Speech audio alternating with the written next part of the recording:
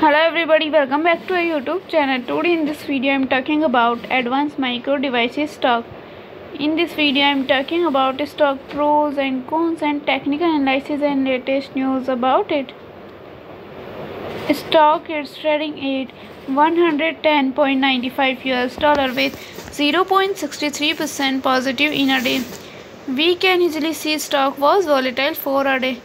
The volume of stock was recently not all-time high, so the fundamental stock is better for today. Before buying and selling the stock, please consult your financial advisor.